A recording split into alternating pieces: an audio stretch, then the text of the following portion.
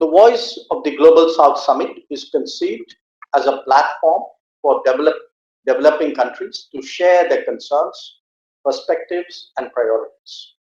It has a particular importance as India takes over the presidency of the G20 because we see clearly that the key concerns of the developing world are not being captured in its debates and discussions. Whether it is the impact of the COVID pandemic, climate change, terrorism, ongoing conflicts, and debt crisis, the search for solutions do not give due weight to the needs and aspirations of the global south.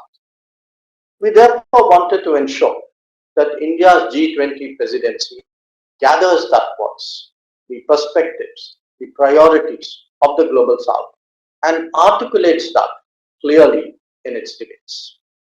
Excellencies, the world is becoming increasingly volatile and uncertain for the south. The COVID period showed us the danger of over-centralized globalization and fragile supply chains.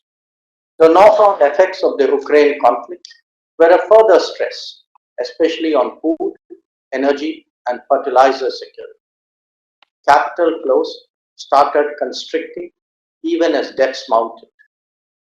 International financial institutions and multilateral development banks have struggled to assess and address these concerns effectively. Concerns over COVID resurgence are further dampening sentiment.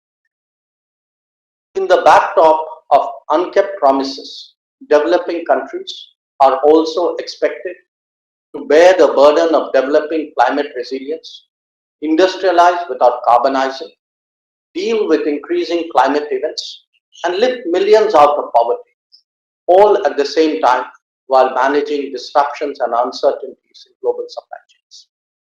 Those who were promised an interconnected world now actually see a world with higher walls, insensitive to social needs, and discriminatory in its health practices. The case for a global South-sensitive model of globalization therefore becomes stronger by the day. In this regard, India stands for three fundamental shifts that can create a conducive environment. One is a model of globalization, from self-centered globalization to human-centered globalization. This means shifting the focus more on development as a whole. Two, a different approach to innovation and technology, from being on the receiving end of technological patronage to deploying global South-led innovations for societal transformation. And three, on development cooperation, from debt-creating projects to a demand-driven and sustainable development cooperation. Excellencies, we would also work towards decentralizing and de-risking globalization. Such a model would offer greater opportunities to many more nations, including to all of you. It would entail a stronger desire to foster localization, improve connectivity, and reconfigure supply chains to ensure economic security. Coming to innovation and technology, I assure you that India stands ready to share its experiences and expertise.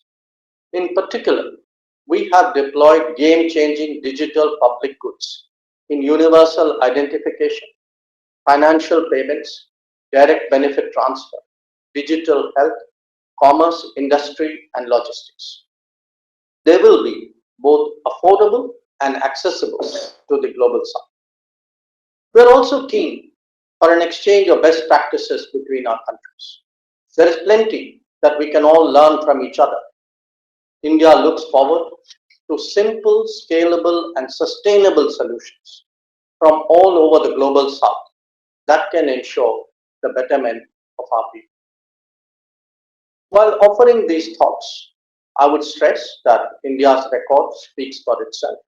We have implemented development projects in 78 countries that are demand-driven, transparent, empowerment-oriented, environment-friendly, and rely on a consultative approach.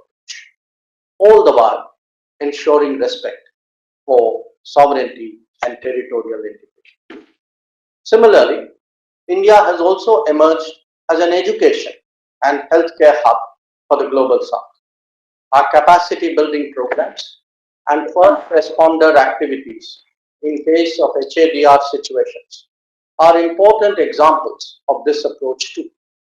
The International Solar Alliance, the Coalition for Disaster Resilient Infrastructure, and now Mission Life, a worldwide program to promote a climate-friendly lifestyle. These are all proof of the priority that we accord in our diplomacy.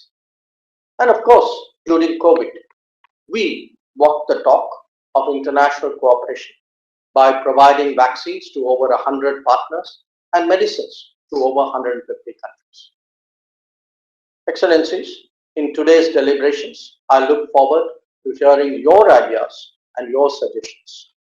It would be our sincere endeavor to amplify our convergences and speak as one voice on matters that are so critical to the peace and prosperity of our societies. Once again, I thank you most sincerely for joining me this evening.